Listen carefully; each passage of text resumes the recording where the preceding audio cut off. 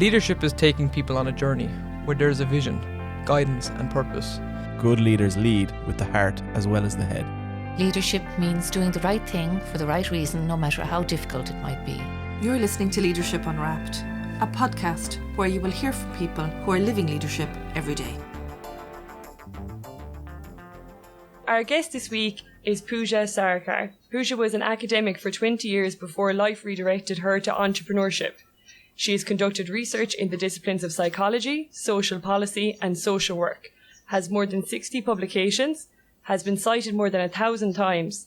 Her most popular paper has been downloaded more than 30,000 times, has been invited to give 10 keynote addresses, taught more than 10,000 students, averaged 4.7 out of 5 on teaching evaluations, and helped attract more than $500,000 in research funding. Yet after 20 years of service was denied a promotion. It spurred her to take a voluntary redundancy package when the pandemic rocked the sector and leave academia for good.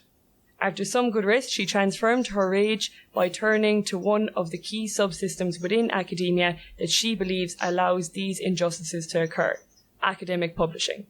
She has just launched Scholar Freedom, which aims to open credible research to the public and ensure academics are properly paid. So Pooja, welcome. We're delighted for you to join us here today. Thank you very much for inviting me. Yeah. And particularly with the significant time difference as well. I think, what time is it by you now, Pooja? Actually, it's still friendly. It's only 7:30. Still friendly, that's good. That's good. Yeah. I'm good. So I suppose we can hear even in the introduction there that we read out, you had quite a considerable and significant career within academia during your time there. So do you want to tell us a little bit about just from the very beginning of your career in academia? How did you find it? Sure. I will say this, when you asked me to come up with a few words, I was revisiting a bit of trauma. I was like, hang on, I did good. How come they couldn't see it? And it was quite a little pinch, but then I was like, no, I'm fine now. I specifically used the word rage in my little intro because I am angry. I'm very angry. And I think people misinterpret that rage as someone who hates academia. Actually, it's the exact opposite. I love academia. So when I came to the university world in my, youth, I went straight from school to uni. I was like a fish to water. I was like, this is my heaven. I have just found, the place that makes me sing. My soul sings here. I'm, meeting so many new people. I'm, exposed to so many different subjects. The learning was just off the Richter, amazing. I've made friends there that I just hold with such treasured memories. It's a lifelong love for me, and what it left me with was the lifelong love of learning. And to watch it deteriorate over the last 20 years under neoliberal policy transformation, which has been so destructive to the thing that had grabbed my soul and grabbed my attention, has just made me so want to fight for something so that the newer generations aren't trained into thinking this is normal. I think that's my thing. It's like, no, it can be better. It has been better. Don't settle. And fundamentally, if you've been around long enough, you know that it's the system that needs changing, not the people. And so that's where Scholar Freedom comes in. It was like, stop looking at, if you just did X, Y, and Z, you'd be better, or you'd increase your chances for a promotion. Speak like this, publish more of this, do more of this. It's all on the person. And I was like, that's not where the problem lies. The problem lies in how the system is built and how it's recognizing and rewarding and remunerating and seeing people. Everybody wants to be seen. And how is this system which is very, this way. There's only one room for only one star at the top. How is this allowing everybody to be seen? It's not. So we need a flat structure that gives the platform for everyone. And that's where it's coming at. So yeah, I think my career has been very much a case of reflecting my love. I've done nothing but university. So I went from a PhD at Sydney University to working there. My first gig was a lecturing position. Someone had fallen sick, unfortunately, and they quickly needed a lecturer to take the position. I had a phobia of public speaking, and I thought this is my opportunity to conquer that. And I took it and I worked like a dog preparing all the lectures and then delivered these lectures, and I had found that I'm good at teaching and I love teaching and I love watching a light bulb switch on in people's faces when they're standing in front of me going, yep, I followed that, and being able to see the nods and can I move on to the next slide? Yes, you can. That was great. Keep going. Such a buzz. And then I did that for 5 years. And that's where, because Sydney Uni is a massive university. So that's where the bulk of those big numbers of teaching come from. The cohorts would be anywhere up to 1,800 a year. And I did that for 6 years. So they were big numbers, very big. And then I went to UNSW where I worked full time at the Social Policy Research Centre, which was just a place I absolutely adored, can't sing more highly praises of.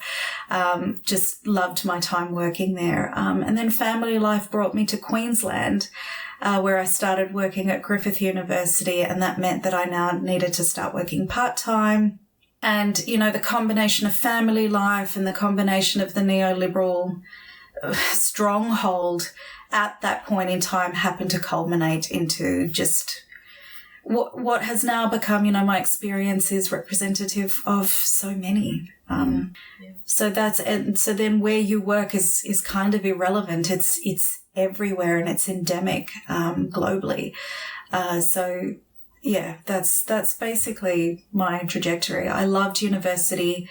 I didn't want to leave, but it had become too toxic a workplace, and I felt at that point I had no choice. So I left. So for the benefit of our listeners, if we were, who may not be familiar with that sort of neoliberal agenda in universities, could you just explain a little bit about what that means? I mean, we know it, we're nodding, so we're in the space, but we forget sometimes, I think, that people outside of academia don't quite get what it's like, and when they come in, they're quite surprised that it is the way it is. So would you like to say a little bit about that, maybe? I have to pick my words very carefully here.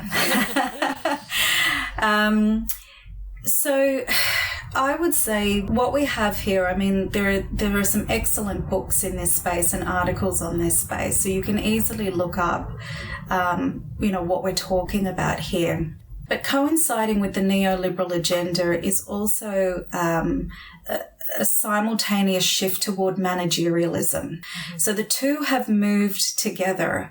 And what it has done is basically attempted to say, you need to defend your place in this space, in academia, in economic terms. What's the value of your labour? What's the value of your research? Who benefits from this? Can we commercialise it? So there's a bottom line here that's being sought after, which then has shifted the plane from a basic knowledge or, knowledge for knowledge's sake, pure knowledge, to applied knowledge. Not all knowledge can be applied. Something just has inherent intrinsic value just for knowing it, and that has lost its way. And in the process of trying to demonstrate the evidence for your value, your purpose, your labour, there has been this shift to policing the labour of academics. And that in turn has come with this whole, you can't be trusted and we need to monitor you, micromanage you. There's a level, and so, there's this terrible gap between the rhetoric of academia being a free place, you have flexible working arrangements, you have freedom of thought, you don't have to dig too far to see that that's actually not really the case. That's actually not really playing out. The research proposals you might be coming up with follow extremely strict, tight, status quo seeking methodologies, and research has become a treadmill. What we pump out has become very safe. People are scared to say things that might rock the boat. Journals are very scared to publish things that rock the boat. Knowledge has taken, the global impact on the collective knowledge has taken a hit. And unless you are in love with academia like I am and like so many of us are, people go, so what? Times have changed. Move with the times. This is how it is now. And I feel like the dinosaur that neoliberalism can't wait to get rid of. But there's a lot of dinosaurs, and there's also a lot of young lion hearts who are coming in going, hang on, is this right? Is this how it should be? I mean, you just got to sit on Twitter for a little while to see all these people celebrating things. And I'm like, you shouldn't need to glorify that little celebration. You've been made to feel like that's a huge win. It's not.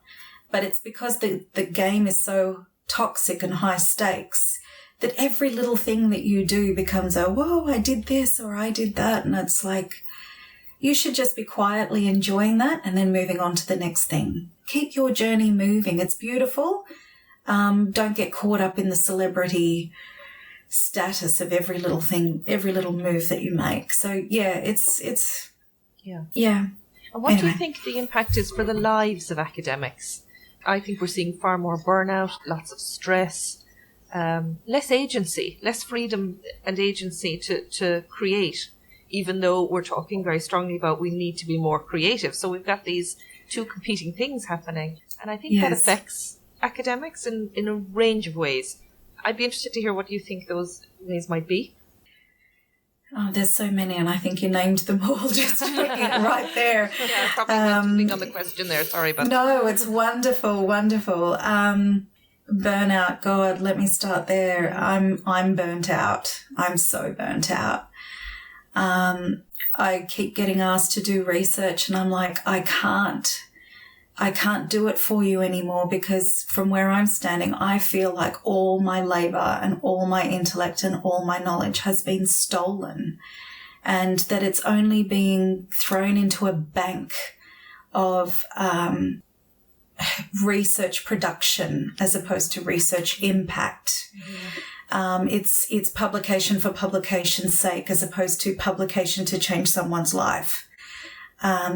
Even the other day I was speaking with a friend, and I said, I'm saying this as a researcher. We need to shift funds away from research and into frontline service delivery. The person who is fleeing domestic violence, put her in a home, give her access to good employment opportunities. That's where the money needs to belong. We have done 5 million systematic literature reviews on the needs of what a victim of domestic violence needs.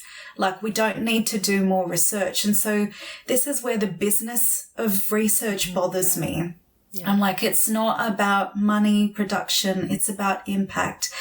And so when you feel like your labor and knowledge is being stolen just to produce another paper, you stop being able to do it. I'm like, I'll speak to certain people who are on the ground, who are doing the work, who can change people's lives. You have my attention. I've shifted in what I'm capable of doing. I think people who are still inside, I can't speak on behalf of people who are still inside it. I think they're just so weary. Yeah, I think that's very fair. I mean, perhaps you want to share as someone who is still on the inside the impact. What you're saying resonates really well, and I think I see hugely committed, working with huge heart around research and around teaching and loving teaching, and yet the sort of the imperatives of what the organisation needs and the metrics almost feel quite soul destroying for many. And it certainly has an impact on your identity as an academic and how you see what you do. And then you couple that with the politics of subject, which also happens in teaching in schools, but certainly big time, and it's really played out. It's high stakes in universities. And what is valued more than others, and where the resources flow, and navigating all of that, I think, for academics. It's just a different space in the 20 years, I think, that I've also been in the academy. I've seen it change dramatically. Yeah. And for, like, I'm only, starting a career in academia in theory, depending on, I suppose, where my path takes me. But when you've just such a long road ahead of you, I suppose, to get to where a lot of, PhD and doctoral researchers want to be, I guess it's quite daunting. It's completely daunting. I couldn't imagine. I'm in an era where I've watched it transition, whereas you're in an era that's being indoctrinated as this is how it goes from the get-go. Mm-hmm. And I think some people thrive on that because there's no lie about what could have been. There's no loss of a fairy tale like there is for me, which I think feeds the rage monster for me. Whereas others are like, I don't get it. Why are you so angry? I mean, this is just how the game goes. You either love it or you don't. You're either going to do the work or you're not. And if you don't like it, you should leave. I mean, the industry's better off without you. Everyone is very different in their positionality on this. And I do think the metrics are extremely exhausting. We've also got a market issue here where the number of PhDs have blown out of control in the last 10 years or more even, because universities get paid a nice big lump sum every time there's a PhD completion. So the university has a financial interest in letting you in and graduating, knowing that the job market for the number of graduates is vastly smaller than the number of intakes. You've been hamstrung from the start. The system is not designed to support you. It will be very much a case of we're here in a very nurturing environment bubble for the time that you're doing your PhD, but then once you're out, you're on your own. Good luck. It's very tough. And we use the language of playing the game, or we might say, research isn't the only game in town, or teaching isn't the only game in town. We use this language with each other, and it's quite soul destroying to stop and hear ourselves in the way that we talk about our life's work, our meaning. Yes. We talk about it in terms of play the game and be strategic. And I think the big change for me in the 20 odd years I'm working in this space now is how I use the phrase that the system is set up to cannibalize itself. It becomes really individualistic. That's so good. But they're apt. They are on point. They are on point. We become sort of masters of playing the game. Those who are successful, you try to hold and try and support and try and create a mentoring space, but you're creating that bubble within a system that is becoming less human-centered in many ways 100%. As the years go on, and it's heartbreaking, I think, to watch that. Very.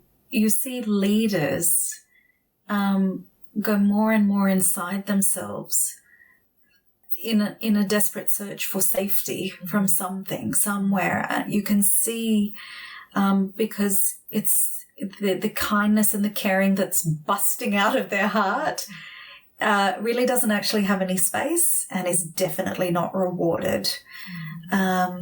It's very hard to watch. We're surrounded by big-hearted people. I think it's...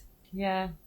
And something that really interests me, Pooja, about you and about your work is you can see from, your number of publications, citations, your presentations, everything else that you're hugely dedicated to academia. And I know from reading one of your papers that just prior to when you left academia, you had been seeking promotion. So up until that point, you still were very on track to kind of move forward and move up the ladder within academia. And I guess I'm wondering where that, courage came from to know that, so much work had been put into this. And I know obviously there's other impact to your research. You love the research that you're doing and you know that it's important, but to suddenly make that decision, it was almost a 180 really. Oh, it sure was. That's a perfect way to put it. And courageous. And that's the rage. Look, I think everyone I know says I'm courageous, and I see it as rageful. Okay. And potentially very stupid, which I'm quite okay. I'm quite okay to own it. It's like, yes, there is a huge element of being extremely stupid when you take on the institution and say, I don't care anymore. I don't care for your bullshit. I don't care for anything. I'm calling all of it out. I will not entertain it. I will not apologize for the forthrightness of how I'm speaking. You have pushed me to a point where you expect me to find kindness for you, and I can assure you, you have done nothing to earn it or deserve it. And I will save that for the people who have, who are kind, who are clearly kind. You are not kind. Your processes are not kind. They're nowhere in here have you got a human in mind. And I don't really know what game you're playing. You know, I remember speaking with someone when I had launched the consultancy for promoting women in academia. And she said, you know, you use the language of business of academia a lot. And I said, yes, I do. And she said, how do you feel about that? And I said, I think I'm okay with it because that is what it is now. We're talking about a corporation. Yeah. This is corporate education. This is not higher education. You know, for all of us, the P in PhD, philosophy, that's why we're here. Yeah. We really are higher ed. You know, we are cerebral people. We are ethereal people. We love to play with ideas. This is what calls us. This is our, you know, place in society, in the world, in our lives. That's not how the industry works anymore. It's business. It's business. Could I read a little piece that I want to talk to you about from your paper? Sure. Yes. Your editorial for your special issue. Yes, and yes. You talk about being invited to do this, and you say, but that someone might think my voice was worth carving space out for in the world, and that with that platform a light could be shed on a serious issue a woman of colour thinks is worth considering. And I would have good grounds to expect that those that are invited, more men than women, to do this kind of work, so you expected that was not the norm. I was really taken with that when I read it, because I think you're right.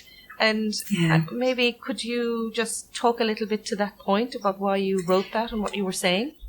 Yeah. Look, I think it was simply to make the point, because I had been obviously doing a lot of reading when I was building the website for promoting women in academia, which is that men are known, I think I can't remember now exactly, but twice the rate of being invited to submit editorials or special issues and journal articles. I think there's another statistic that also boils my blood, which is that about 45% of the books in the US are written by women, and they're priced at about 45% less than men's. Wow. So, you know, we're talking about millennia of women screaming to be taken seriously, and they just don't have the power to enact change. And I've done my screaming. I've done a lot of screaming. People have been on the end of some serious emails from me. You know, where I'm like, now what I know is so clear that I can't soften this for you. I can't do that. But I'm now on the other side. You know, it's been a little bit of time, and I feel like I'm returning to me again, my old self, the happy self, the optimistic self, the benevolent self, the kind self. And it's nice to feel more like me. But in the shift from that very serious rage, what has come is that sense of creativity of saying, I'm not going to scream so much anymore. What I'm going to do is just change the platform. Yeah. Because instead of asking for you to take me seriously, I'm just going to go build my little utopia over here where everyone can be taken seriously. And I mean everyone. Yes, it's come from the pain of being a brown woman in academia, but I can take that pain and say, In the way that I have been excluded, I will not exclude others. I will not repeat what has been done to me. So let me create the platform that sees everyone, that has a space for everyone, because that's all I ever wanted. So if you're not going to give it to me because you're too comfortable hoarding your power and privilege, fine. Bye. I'm done with you. I'll go build my little happy place over here, and I'll ask people to come over here. And if you want to, awesome. And if you want to keep fighting, I understand that. They're the metrics that are valued at this point.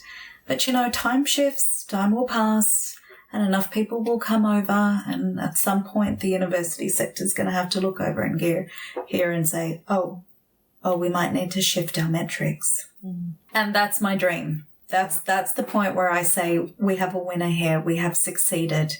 They're going to need to now take us seriously. Would you like to tell us a little bit about your platform? Because I've had a look, and I know you spoke to a group of us previously, and I was blown away, I must say, just blown away by it, which is why we're talking now. Yeah, great. But I also think there's even more potential for this platform because, we have over 70,000 teachers in Ireland, very few of whom their research is actually getting into journals. But they're doing amazing research. There's a whole population that's lived research and practitioner research, and it's scholarly and valuable, but it's sort of not valued because of the way that we do our business. I think your platform speaks to so many. So do you want to give us a little insight into what the platform is about, and maybe also tell people where they can find you so we can have a look? Okay, so the URL is www.scholarfreedom.com. So that's where you would go. So we've had our soft launch. So all the pages that give information about how the site works and why it's been built the way it has, all there. So you can start browsing now. User guide is available. So you can start formatting outputs, blah, blah, blah. You can prep. We're only about 1 or 2 weeks away from hard launch, which is where you can finally sign up and actually start uploading your work. So the thing with the platform is I wanted it to be global. I was like, this excludes no one, no matter who you are, where you are in your academic career stage, no matter where you live in the world, no matter what language you speak, no matter what discipline you work in, whether it's qual research, quant research. Is it an informed opinion? Does it really need to be peer reviewed? I mean, I don't need my informed opinion peer reviewed. It's an informed opinion. Some of us have been around long enough to be able to. So, the whole thing about the line you read back to me, women are rarely asked, not rarely, but less frequently asked to provide op-ed pieces. And it's like, you have a head full of knowledge. Go for gold. Like, here is your informed opinion. Tell me what you think. I actually want you to write and speak in first person. I want to know where you've traveled. I want to hear the places you visited logically, what you thought when you got there and how you turned and why you changed tack. And to me, the journey is equally as important as the outcome. I want to know what you found, but I also want to know what you found while you were searching for what you found. And so I want all of that there. So the number of different outputs is rigorous research articles. Yes, absolutely. We house those. Books, technical reports, conference presentations, conference slides, and teaching resources. That's another really big one for us. So yes, it's very much everything and anything goes. Our 2 key criteria are it's got to be ethical and it's got to be credible. And if you can show that you are meeting those criteria, we have a home for you. That's all it is. So, and the other thing, of course, is money. I want you to get some money for your work. If you're going to work like a dog, at the end of the day, our work, our labour is driven to create a public good. We're investigating deeply into something to be able to say, this is what I found. This is knowledge as a public good. This is knowledge for knowledge's sake. This is the kind of knowledge, not can I patent it and how much money can I get on my return for investment. I'm not of that ilk. And so many people aren't. And I needed a space that allowed them to live freely, really freely. So yeah, and there are people who are they're practitioners who do research. They might, for example, have a doctorate in clinical psychology. So they wear the two hats of being a researcher and a practitioner. And it's like, you don't have to be based at a university. You can be based in industry. You can be based in private practice. You could be an independent consultant. If you're doing research and it's ethical and credible, that's it. Yeah. You're free to join. Yeah. It's absolutely fantastic to provide a space, a forum for people to be able to use their voices. And because if you're outside of academia, it's really difficult to understand the rules of publishing and, to use that language, the rules of the game of peer review. And it can be really annihilating when you get a peer review back and you think, did they see anything good in the paper at all? And maybe they did, but they're not really saying that, so you might not see as clearly. And there's a lot of support and mentoring needed to come through that piece. And if you're outside academia, so true. Really challenging. So true. I mean, how often have people said, did they even read the paper? It's really, I think the thing with our peer reviews is that they're open. So the author will know who you are and you will know who they are. Your peer report will get a DOI so that it's publicly viewable by anyone in the world. And we're doing all of this to professionalize the feedback that peer reviewers provide. This was really good. Perhaps you could improve it in the following ways. You might want to read blah, blah, blah. I mean, this is just kind collegial feedback. It's not a big deal. But this way we always keep, and this is the point about, this is why it's called scholar freedom. The author is the gatekeeper of their work. That is of utmost in need of protection. You did the labour. You're seeking feedback to make it better, but they don't own your labour. And you don't need to make a change that you wholeheartedly disagree with just to get it published. That's not a box you should feel like you need to tick, because that's a compromise on your intellect and your knowledge and your integrity. And that's where the annihilation comes in. It's like you just keep losing your power so that you get the publication. If you get the publication, you get the grant. If you get the grant, you get the promotion. It's just this horrible, Yeah. And some of those publications cost thousands of dollars. Yes, they do. I had a book published, and the publisher said, if you pay £6,000, we'll make it open access. I'm like, it's my work. They're my words. You should be paying me £6,000 to make that, it's...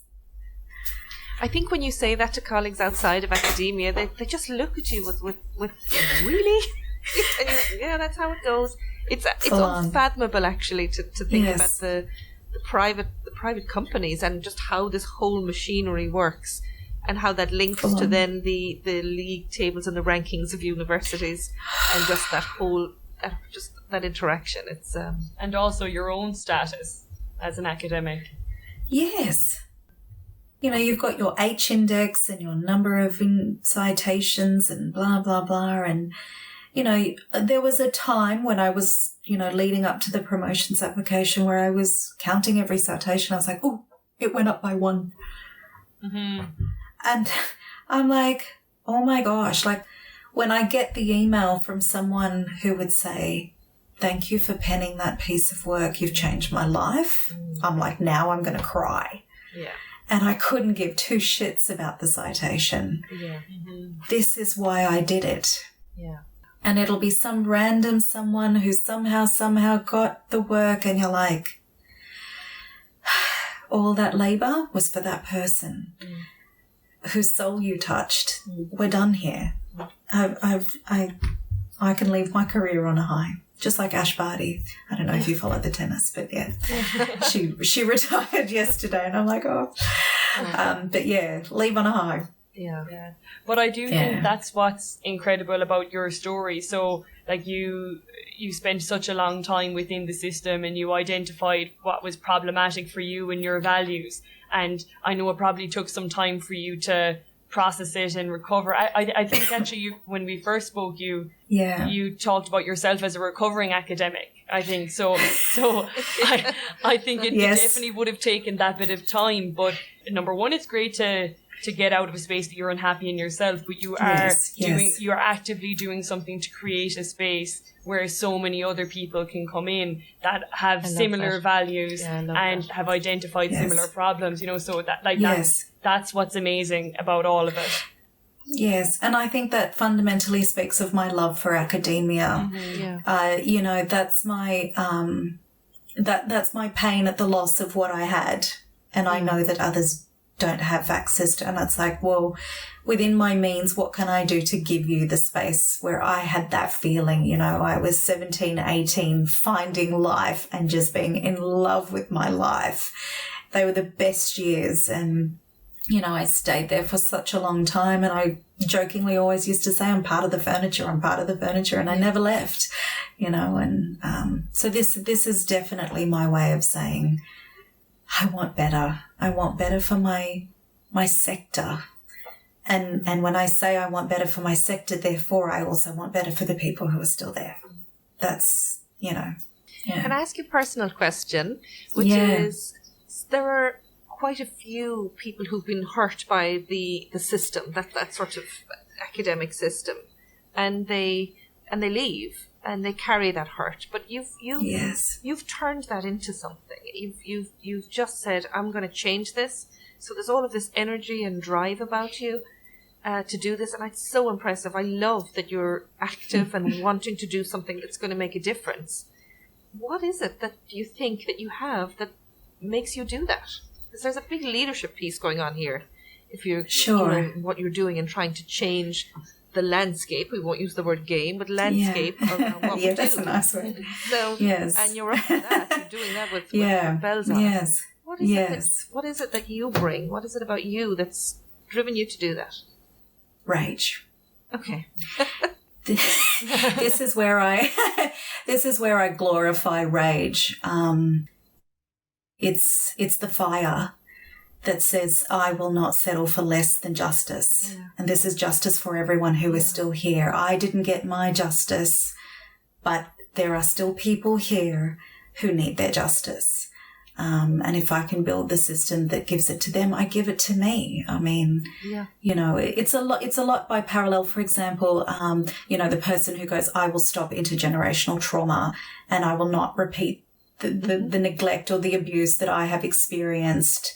It's like it stops with me, and then when you do it, you give your own childhood back to yourself, or you get to you buy the thing you lost by giving it to someone else. I think it's just a random parallel because my area is all child protection, and so I draw that analogy. But it's that, and also I have to acknowledge, because people hear two voices from me. They hear the angry one, and they hear the calm one. And I always say to them, the calm person is the sound of privilege. The angry person is the sound of oppression. And I have both. That's why you hear both. I have a lot of privileges that have allowed me to be in a point where I could enact a dream. And that's really what that is. That's what the sound of that calm is. I think that's fantastic. Yeah, that's really, really interesting, because I was even thinking that as you were speaking, like when it's rage that drives you on, like of course you're speaking about it, but you do not get that impression off of you as a person. You know what I mean? Yeah. I have a hugely dry sense of humour. My husband and I laugh our heads off every night. It's a joyful home, and we are very happy. But whenever I speak about university, suddenly there's this new person, and I'm like, so get this, and did you hear about this? And, and it's a different, I switch into a different person. The other thing I like about that, I think we make assumptions that rage is destructive, but it's not always. And there's also a piece around whether it, in perception it's okay for women to be angry and to articulate that anger. It's never really acceptable, even now. So I think you're doing something more when you're saying it is okay and there is good reasons for this, and these are the ways that we're going to try and address it. So we need more women to be able to tell their stories and to be able to be in that righteous anger that's constructive, not destructive. And that comes from you really strongly, which I really admire. Oh, that's good. Look, there are so many women in the world who are already very supportive and unapologetic about their rage. And I take comfort in them. I'm like, people have paved the way and said it's okay. And it's a long process of deconstructing yourself from the person that's rewarded socially and materially. And to say, I will no longer speak contingent upon those promised, dangled rewards that I now have worked out 20 years later were never coming.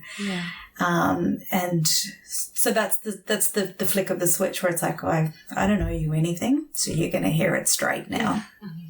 And I'm not going to apologize for that because you've done nothing to earn that kindness. But I think that's why Scholar Freedom is such a fantastic name. I think it's just spot on. I think it really works. It's really thank you. There was a lot of debate about that. There was playing with, my husband started saying, you're going to be the new Ackerberg, the Zuckerberg for academia. Like it. I was like, maybe not, but So it's been a lot of fun. I've had so much fun. I would go for walks every day for a year and just my brain would clear, and then I'd come back and I'm like, write that down before you forget. It's been a dream run. So we're hearing life is good post-academia, recovered academic, life is good? Yes. I would highly recommend for those who are in a financial position to entertain it. And the reality was the reason I stuck out the injustices for so long is because I was the breadwinner. I didn't have the financial luxury to walk away. So life is a slow mover. You can't just be like, throw a positive attitude at it. And no, not so simple. But I think it's quite hopeful, and that's why I've enjoyed talking to you. I think there's certainly so much. There's so many levels to what we've just talked about, but it's certainly a talk of hope, even though we're talking about tough stuff. Yes. And I'm delighted to do that with you. That's a beautiful word, and it's definitely how I feel. I'm like, I will not apologize for my rage, but I will also equally not apologize for my dreams. And I want them to be very, very big for everyone so that they can fill up all the space they want to. It's like, go for gold. Just do it. Yeah, absolutely fantastic. And we'll put when we give the little piece on the website, we'll put your link in so people can have a look and see what you're about. Absolutely, that'd be good too. Wonderful. Okay, I think we call to a close. It's been fantastic to talk to you. I've really enjoyed it, I must say, and I certainly look forward to being part of your group and part of your platform. I'm certainly excited about it. Thank you. Thank you. So thank you for creating the space for us, because that's what you're doing. Wonderful. I think that's Wonderful. And it's been a pleasure for me too. Yeah. And now I have to admit, I'm a total dag who goes to bed at 7:30, so it's night for me. Right. Okay. Sleep well. Thank you. Thank you so much. Thank you. Have a wonderful day.